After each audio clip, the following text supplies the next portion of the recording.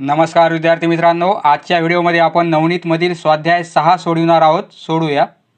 पहिलाच प्रश्न, 9ने निशेष भाग जाणारी पुढीलपैकी संख्या कोणती? येथे आपल्याला 4 संख्या दिलेल्या आहेत आणि या चारही संख्येपैकी कोणत्या संख्येला 9ने निशेष भाग जातो हे आपल्याला फाइंड आउट करायचं आहे. निशेष म्हणजे काय? जर आपण 9ने डिवाइड केलं तर बाकी 0 राहील, म्हणजे पूर्ण भाग जातो. तर यासाठी आपण 9ची कसोटी वापरायची. 9ची कसोटी कोणती आहे? ह्या पूर्ण संख्यांची बेरीज करायची. 7 आणि 5 12 आणि 6 18, 3 21 आणि 6 27. ही बेरीज किती येईल? 27. ही बेरीज किती येते पाहू आपण. 8 2 16 17 18 19 20 21 22 23 येईल. त्याप्रमाणे ही बेरीज किती येईल? 12 आणि 6 18 19 21 आणि 7 28 येईल. आणि ही बेरीज 14 आणि 22 आणि 5 27 30 येईल. आता या नंबरला जर 9ने भाग जात असेल, ह्या बेरजेला जर 9ने भाग जात असेल, पूर्ण भाग जातो. 9 त्रिक 27 बरोबर आहे. म्हणजे पूर्ण भाग जातो, म्हणजे या संख्येला 9ने भाग जातो.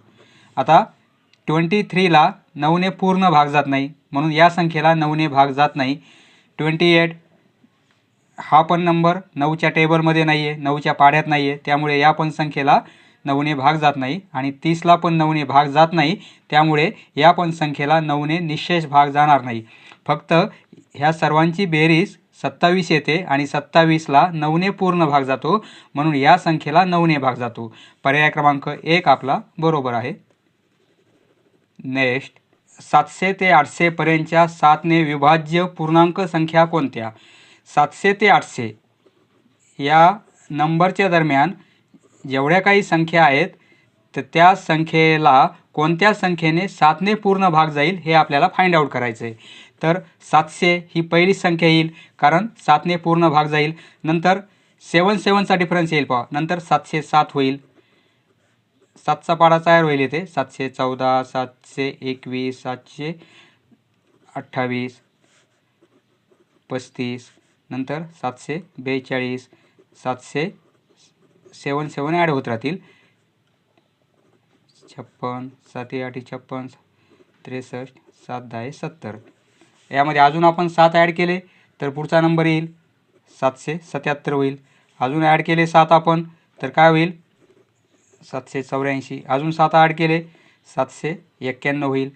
7 ॲड केले 798 होईल. एवढ्या संख्या येतील आपल्या. ही पहिली 2 3 4 5 6 7 8 9 10 11 12 13 14 15 संख्या. म्हणजे 700 ते 800 या नंबरच्या दरम्यान किती संख्या आहेत? 15 संख्या आहेत की त्या संख्येंना 7ने पूर्ण भाग जातो. म्हणजे पर्याय क्रमांक 4 आपला बरोबर आहे. येथे 336 252 आणि 322 या तिन्ही संख्यांना पुढीलपैकी कोणत्या संख्येने निशेष भाग जातो? तर या तिन्ही नंबरचा जर आपण मसावी काढला तर आपल्याला तो नंबर मिळेल. आपण काय करू? 336 आणि 252 आणि 322 या तिन्ही नंबरचा आपण मसावी काढू, म्हणजे SCF काढू. येथे 6 आहे, येथे 2 आहे, येथे 2 आहे, म्हणजे 2ने आपण डिवाइड करू शकतो तिन्ही नंबरला. 2 1 2 2 6 12 आणि 2 8 16 बरोबर आहे. 2 1 2 2 2 4 2 6 12. तर आता 2 1 2 2 6 12 2 1 2 7ने डिवाइड करता येईल पहा. 7 2 14, येथे 2 राहतील. 7 4 28, 7 1 7, येथे 5 राहतील. 7 8 56, 7 2 14, येथे 2 राहतील. 7 3 21. हे आपल्या 3 नंबरचा मसावी काय येईल? 2 × 7. 2 × 7 म्हणजे काय? 14.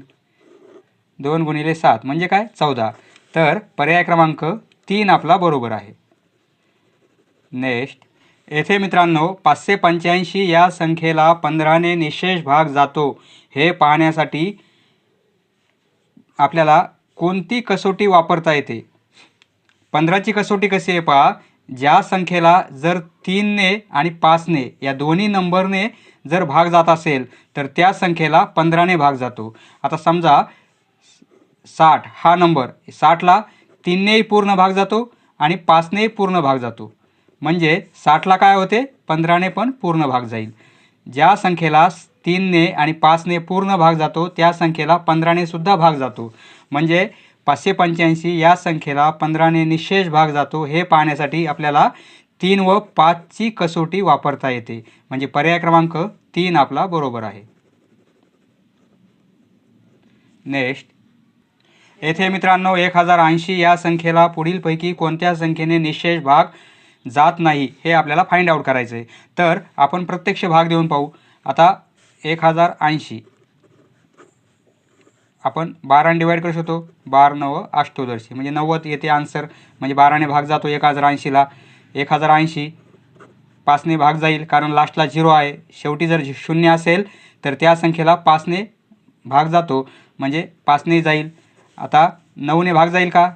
यांची बेरीज करू आपण. 8 आणि 1 9 म्हणजे 9 यांची बेरीज 9 येते. 9ला 9ने भाग जातो म्हणून 9ने पण या संख्येला भाग जाईल.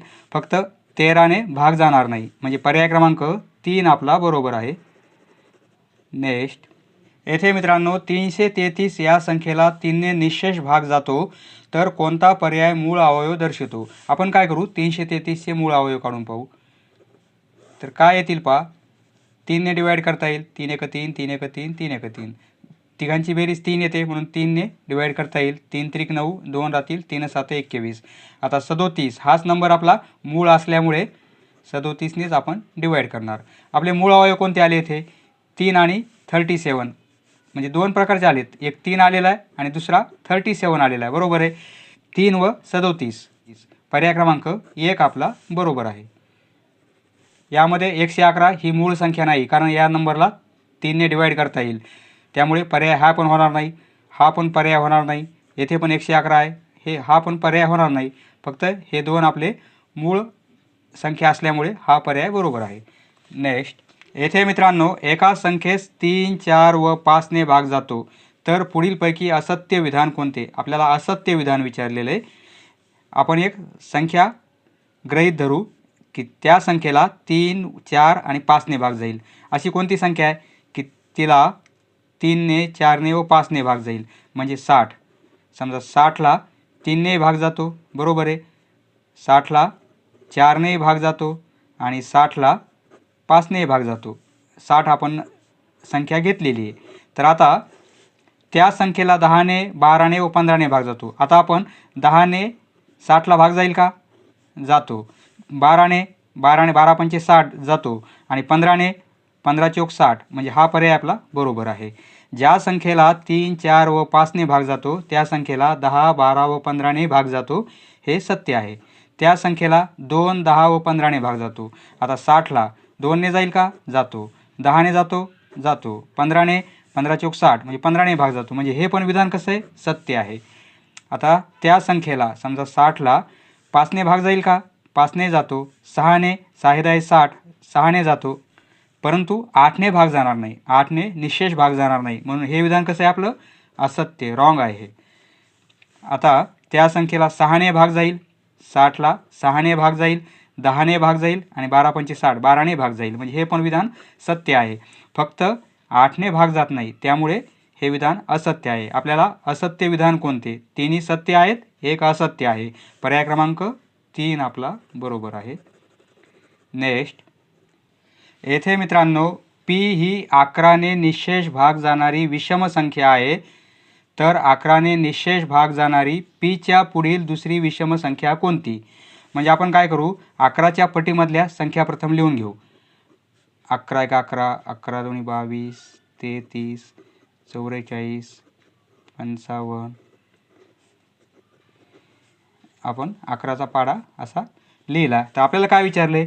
पी ही 11ने निशेष भाग जाणारी विषम संख्या आहे. आता 11 ही पण विषम संख्या आहे.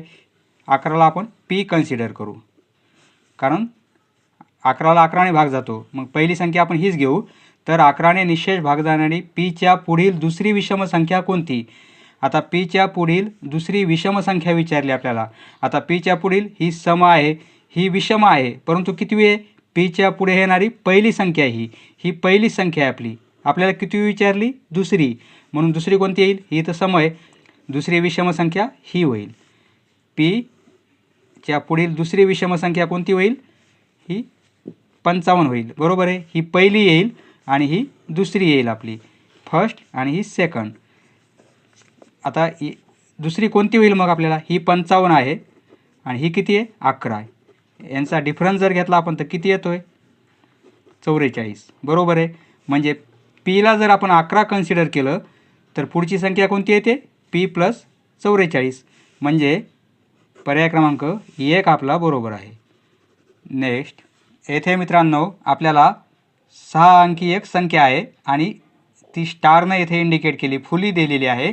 तर सर्व स्टारची म्हणजे फुलीची किंमत समान आहे आणि विषम संख्या आहे. म्हणजे प्रत्येक स्टार म्हणजे काय? विषम संख्या एक अंकी. तर विषम संख्या कोणत्या होतील? 1 आहे, 3 आहे, 5 आहे, 7 आणि 9 ह्या एक अंकी विषम संख्या आहेत.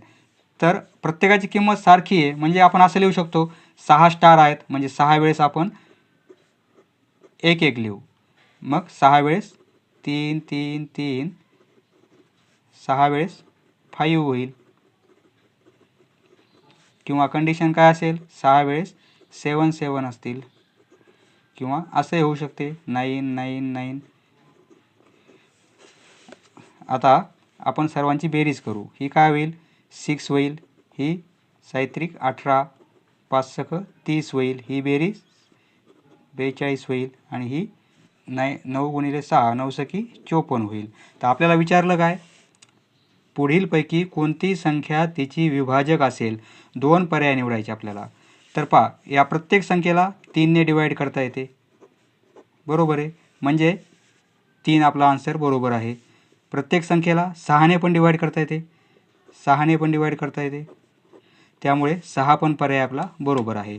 तर 2 आणि 3 पर्याय क्रमांक 2 आणि 3 आपला बरोबर आहे. 2 पर्याय विचारले त्यामुळे 2 पर्यायाला आपल्याला डार्क करायचं आहे. नेक्स्ट, येथे मित्रांनो एखाद्या संख्येला 3 व 11 ने निशेष भाग जात असेल तर त्या संख्येला 33 ने भाग जातो पहा. कारण ही 33 ची कसोटी आहे. 3 ने भाग जात असेल आणि 11 ने भाग जात असेल तर त्या संख्येला 33 ने भाग जाईल. आपण उदाहरण घेऊ. समजा 66ला 3 ने डिवाईड करता येते. बरोबर आहे. आणि 3 ने 66ला भाग जातो, 22 उत्तर येते. आणि 66ला 11 ने डिवाईड करता येते, 11 सकी 66. म्हणजे 66 नंबरला 3 ने डिवाईड करता येते, 11 ने डिवाईड करता येते. त्यामुळे या संख्येला 33 ने पण पूर्ण भाग जातो. 33 दोन्ही 66. म्हणजे पर्याय क्रमांक 2 आपला बरोबर आहे. नेक्स्ट, ही 33 ची कसोटी म्हणता येईल. हा प्रश्न 2017च्या एक्झामला आलेला मित्रांनो. पुढील विधाने वाचून योग्य पर्याय निवडा. 182 या संख्येला 2 ने निशेष भाग जातो. बरोबर आहे, कारण एकक स्थानी 2 आहे तर त्या संख्येला 2 ने भाग जातो. हे विधान सत्य आहे. 182 या संख्येला 7 ने निशेष भाग जातो. 7 ने निशेष भाग जाईल का? 7 दोन्ही 14, इथे 4 राहतील, 7 सक 42 म्हणजे भाग जातो. 182 या संख्येला 14 ने निशेष भाग जातो. जाईल का? 14 1 14, इथे 4 राहतील, 14 त्रिक 42 म्हणजे याही पण संख्येला 14 ने निशेष भाग जातो. तर आता पर्याय काय दिलेत? केवळ अ बरोबर. फक्त अच बरोबर आहे का? नाही. अ ब क तिन्ही पण बरोबर आहेत म्हणजे हा पर्याय नाही आहे. केवळ ब बरोबर. फक्त ब बरोबर आहे का? नाही. अ ब क हे तिन्ही पण बरोबर आहेत म्हणजे हा चुकीचा आहे. फक्त ब चूक. ब चूक आहे का? ब तर बरोबर आहे म्हणजे हा पण पर्याय चुकीचा आहे. अ ब क बरोबर. अ ब क तिन्ही पण आपले बरोबर आहेत म्हणून पर्याय क्रमांक 4 आपला बरोबर आहे. नेक्स्ट, पुढील विधाने वाचून योग्य पर्याय निवडा. 6 ने निशेष भाग जाणाऱ्या संख्यांना 2 व 3 ने निशेष भाग जातो. बरोबर आहे. ज्या संख्येला 6 ने भाग जाईल त्या संख्येला 2 ने आणि 3 ने पण भाग जाईल. हे विधान सत्य आहे. 15 ने निशेष भाग जाणाऱ्या संख्यांना 3 व 5 ने निशेष भाग जातो. हेही बरोबर आहे. ज्या संख्येला 15 ने पूर्ण भाग जाईल त्या संख्येला 3 व 5 ने पण आपल्याला डिवाईड करता येईल. हे पण बरोबर आहे. 600 या संख्येला 2 ने 3 ने व 5 ने भाग जातो. 600ला 2 ने जाईल, 3 ने जाईल आणि 5 ने जाईल. बरोबर आहे. हे पण विधान सत्य आहे आपलं. केवळ अयोग्य. फक्त अच बरोबर आहे का? नाही. आपले तिन्ही पण बरोबर आहेत म्हणजे हा पर्याय येणार नाही. केवळ ब योग्य. हा पण पर्याय येणार नाही. अ ब क तिन्ही योग्य. हा पर्याय आपला बरोबर आहे. अ ब आणि क तिन्ही पण बरोबर आहेत म्हणून पर्याय क्रमांक 3 आपला बरोबर आहे. आणि पर्याय क्रमांक 4मध्ये तिन्ही अयोग्य दिलेले आहे. हे तर विधान होणारच नाही आपलं. समजले मित्रांनो? धन्यवाद. पुढचा व्हिडिओ पाहण्यासाठी चॅनल सबस्क्राईब करा. धन्यवाद.